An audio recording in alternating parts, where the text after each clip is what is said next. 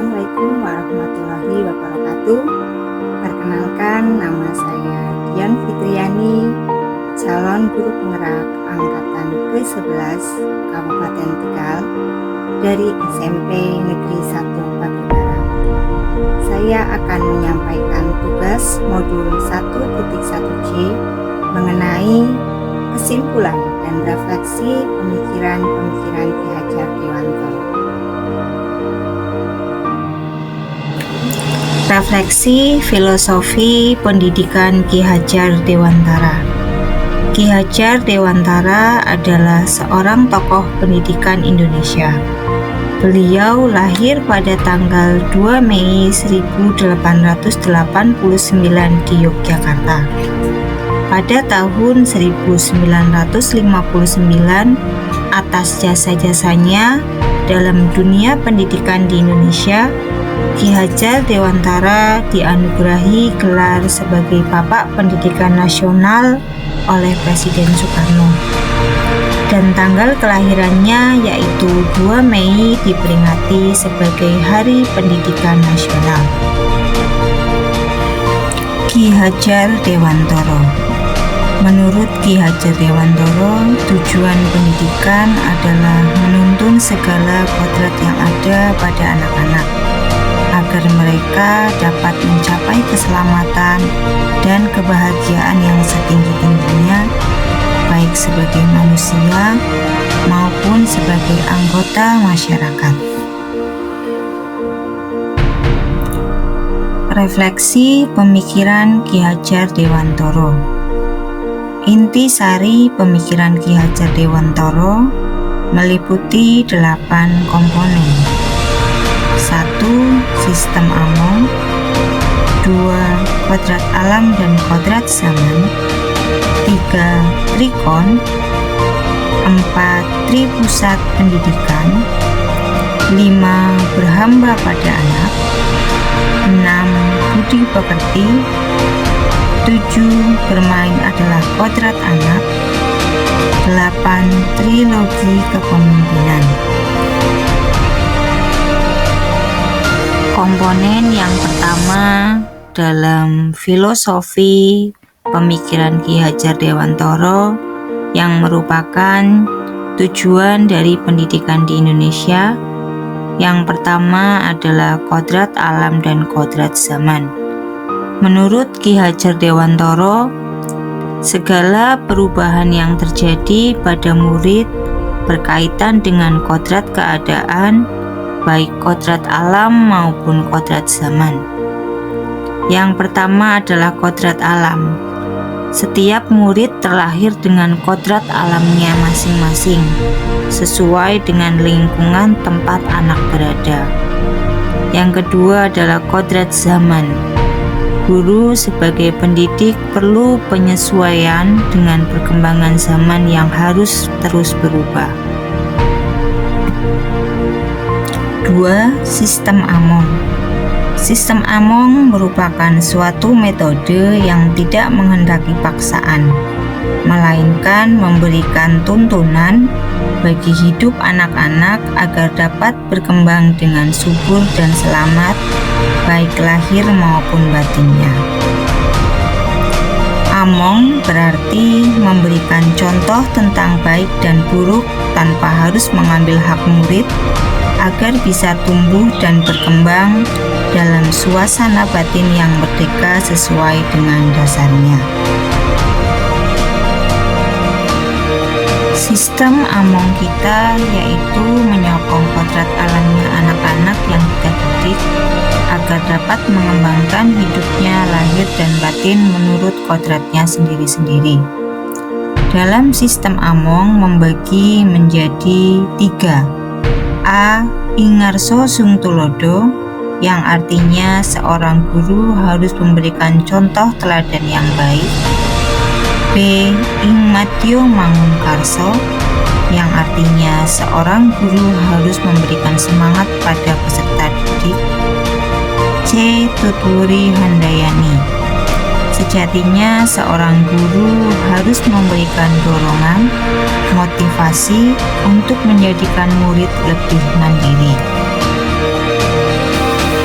Komponen yang ketiga dalam pemikiran Ki Hajar Dewantara adalah berhamba pada anak. Ki Hajar Dewantara sangat mendorong pendidikan yang berpusat pada murid, di mana guru bukan hanya sebagai sumber pengetahuan, tetapi juga sebagai fasilitator dalam proses pembelajaran. Seorang anak atau murid harus menjadi pusat perhatian dalam pendidikan. Pendidikan harus diarahkan pada pelayanan kepada anak, yang artinya bahwa proses pendidikan harus didasarkan pada kebutuhan dan kepentingan anak. Komponen yang keempat dalam filosofi pemikiran Ki Hajar Dewantara adalah asas trikon. Asas trikon dianggap menjadi jawaban yang tepat menuju pembelajaran yang berpihak kepada murid.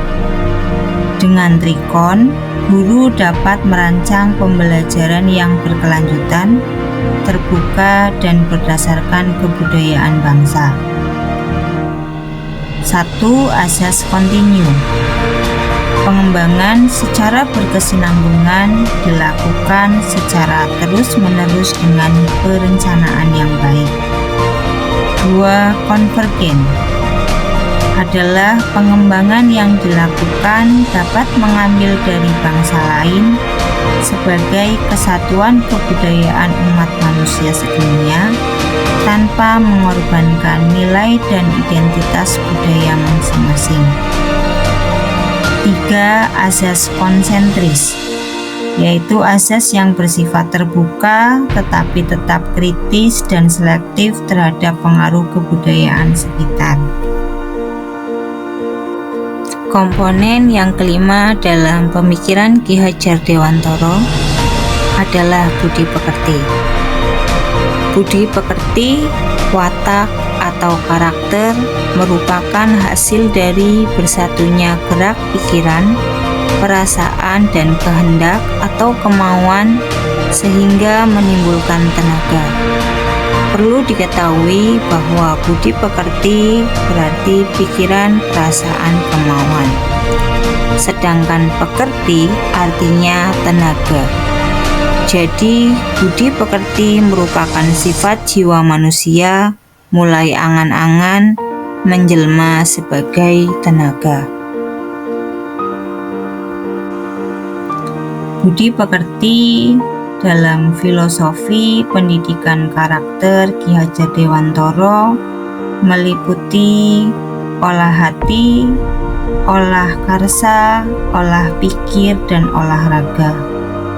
Olah hati di mana individu memiliki kerohanian yang mendalam serta beriman dan bertakwa. Olah karsa adalah individu dengan integritas moral, rasa berkesenian, dan berkebudayaan. Dan olah pikir adalah individu dengan keunggulan akademis sebagai hasil pembelajaran. Serta olahraga yaitu individu yang sehat dan mampu berpartisipasi aktif sebagai warga negara.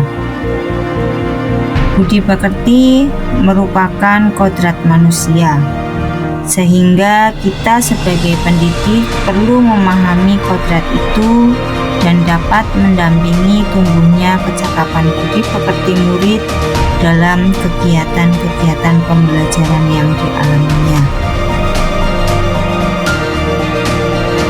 Komponen yang keenam dalam filosofis pemikiran Ki Hajar Dewantara adalah tripusat pendidikan, di mana tripusat pendidikan ini memiliki integrasi antara keluarga, sekolah, dan masyarakat. Keluarga adalah pusat pendidikan pertama yang penting dalam membentuk karakter anak. Sedangkan sekolah bertanggung jawab untuk memberikan pengetahuan dan keterampilan yang dibutuhkan dalam kehidupan. sedangkan masyarakat memiliki peran dan bertugas membantu membentuk karakter anak dan mempersiapkan kehidupan untuk kehidupan sosialnya di masyarakat. Refleksi dari pengetahuan dan pengalaman baru yang diperoleh dan perubahan diri yang saya alami dan akan saya praktekkan di kelas dan sekolah. Saya akan menjawab pertanyaan mengenai apa yang saya percaya tentang murid dan pembelajaran di kelas sebelum mempelajari modul 1.1. Berdasarkan pemikiran saya sebagai seorang pendidik, saya merasa selama ini belum dapat memenuhi pembelajaran yang menjadi kebutuhan anak. Selama ini, pembelajaran yang saya lakukan hanya sebagai transfer ilmu semata, tanpa melihat kodrat alam dan kodrat zaman anak tersebut. Dan pertanyaan yang kedua, mengenai apa yang berubah dari pemikiran atau perilaku saya setelah mempelajari modul 1.1 ini adalah dengan mempelajari modul 1.1 sebagai seorang pendidik, pemikiran saya mulai terbuka. Seorang pendidik harus terbuka dan mengikuti perkembangan zaman yang ada dengan tetap menjadi mercusuar bagi anak didiknya terhadap segala perubahan zaman yang ada. Kemudian, seorang pendidik harus menjadi agen perubahan dengan tetap memegang teguh budaya positif di Indonesia. Dan untuk menjawab pertanyaan ketiga, pemikiran Ki Hajar Dewantara yang akan saya terapkan adalah langkah awal yang akan saya terapkan agar kelas yang saya ampu bisa mencerminkan pemikiran Ki Hajar Dewantara adalah dengan meyakinkan diri sendiri bahwa setiap anak memiliki bakat dan minatnya masing-masing sesuai kodrat alamnya. Kemudian tugas saya sebagai pendidik hanyalah menuntun kodrat alamnya tersebut agar dapat berkembang ke arah yang lebih baik dan bisa mengikuti kodrat zamannya. Selanjutnya, saya akan mencoba menerapkan pembelajaran yang berbasis permainan, karena kodrat anak adalah bermain, sehingga pembelajaran bisa menyenangkan bagi anak-anak. Lalu saya akan mencoba pembelajaran yang berpusat pada kebutuhan anak. Artinya, saya sebagai seorang guru akan memberikan ruang, kesempatan, dan fasilitas seluas-luasnya agar anak mampu berpartisipasi aktif dalam kegiatan pembelajaran dan bisa mengembangkan bakat dan minatnya pada diri anak didik saya. Di sini saya akan menjelaskan mengenai penerapan pemikiran Ki Hajar Dewantara melalui budaya-budaya positif di SMP Negeri 1 Pager Barang. Yang pertama adalah pembiasaan 5S, yaitu senyum, sapa, salam, sopan, dan santun. Pembiasaan ini merupakan cerminan dari pemikiran Ki Hajar Dewantara yang dapat dikontekstualkan sesuai dengan nilai-nilai luhur, kearifan budaya daerah asal yang relevan dan menjadi penguatan karakter murid sebagai individu sekaligus sebagai anggota masyarakat pada konteks lokal sosial budaya di daerah kami. Yang kedua adalah kegiatan ekstrakurikuler. Di SMP Negeri 1 Pager Barang memiliki kegiatan siswa yang beragam, mulai dari kegiatan intrakurikuler OSIS dan kegiatan ekstrakurikuler pramuka, paskibra, PMR, futsal, mersing band, silat, dan seni tari. Tentunya hal ini sejalan dengan pemikiran Ki Hajar Dewantara. Pembelajaran berpihak pada siswa dengan mengadakan kegiatan sesuai kebutuhan siswa agar siswa berkembang minat dan bakatnya, serta siswa bahagia. Penerapan pemikiran Ki Hajar Dewantara yang ketiga adalah budaya literasi berbangku, dan Sakmu Isi Sekarku. Budaya positif berliterasi ini merupakan upaya meningkatkan minat baca dan menulis siswa dengan program gerakan sumbang buku yang kami sebut dengan Gerbangku, dan program Sakmu Isi Sekarku, yaitu satu karyamu isi sebuah karyaku. Dengan program ini, siswa diminta membuat satu buah karya, bisa berupa pantun, puisi, cergam, atau novel. Karya siswa ini sudah dibukukan serta dipamerkan pada gelar karya inovasi sebagai juara inovasi di Kabupaten Tegal. Kegiatan ini juga meningkatkan budaya literasi di sekolah dengan meningkatnya nilai AKM literasi menjadi 98% dan mendapat penghargaan dari pemerintah pusat. Lalu, kebudayaan positif yang keempat adalah pembiasaan Jumat Beli Serok, yaitu pembiasaan setiap hari Jumat.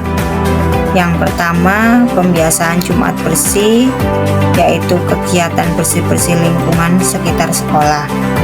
Kegiatan ini bentuk penerapan pemikiran Ki Hajar Dewantoro berupa gotong royong. Imbas dari pembiasaan ini, sekolah kami mendapat penghargaan Sekolah Adiwiyata Provinsi Jawa Tengah di tahun 2024. Yang kedua adalah pembiasaan Jumat Literasi. Kegiatannya adalah kegiatan membaca dan dilaporkan dalam bentuk jurnal baca. Bahkan tidak jarang sekolah mendatangkan panelis dan pendongeng ke sekolah. Yang ketiga adalah pembiasaan Jumat Sehat. Kegiatannya meliputi kegiatan senam pagi atau jalan sehat di lingkungan desa sekitar sekolah. Yang keempat adalah pembiasaan Jumat Rohani. Kegiatannya diisi dengan kegiatan pengajian berupa pembacaan Yasin atau mengundang penceramah yang mumpuni.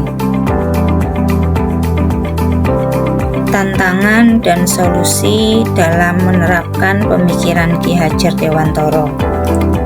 Tantangan yang kami hadapi yang pertama adalah ketika pendapat mengenai kebermanfaatan kegiatan yang direncanakan, baik pandangan dari komite, rekan guru, orang tua, dan siswa. Yang kedua, dalam menjalankan program ini, program harus selalu diingatkan agar seluruh warga sekolah dapat membiasakan budaya positif di sekolah. Yang ketiga adalah terkait pendanaan yang cukup besar dalam berpartisipasinya warga sekolah untuk aktif menjalankan program yang telah dibuat. Lalu solusinya adalah yang pertama, melakukan sosialisasi secara berkala agar program yang sudah dilaksanakan tidak terhenti di tengah jalan.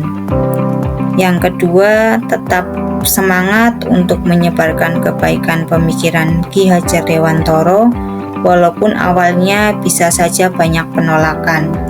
Namun kita harus tetap optimis bahwa pemikiran Ki Hajar Dewantoro ini adalah pembelajaran yang relevan dengan kegiatan-kegiatan di sekolah. Yang ketiga adalah membuat program yang sudah disesuaikan dengan kurikulum yang dilaksanakan pada saat ini. Kesimpulan yang dapat saya sampaikan dari pembahasan modul 1.1, saya bisa menarik kesimpulan bahwasannya pemikiran Ki Hajar Dewantoro masih sangat relevan dan dapat dipakai sebagai tuntunan bagi pendidik dalam memimpin pembelajaran siswa yang disesuaikan dengan kodrat alam, kodrat zaman, serta pendidikan yang berpusat pada peserta didik. Pemikiran Ki Hajar Dewantoro yang sudah saya pelajari akan saya terapkan di kelas. Langkah pertama yang akan saya lakukan adalah melakukan diagnosis awal untuk mengetahui kemampuan murid bakat dan keinginan murid dalam pembelajaran yang akan dilaksanakan.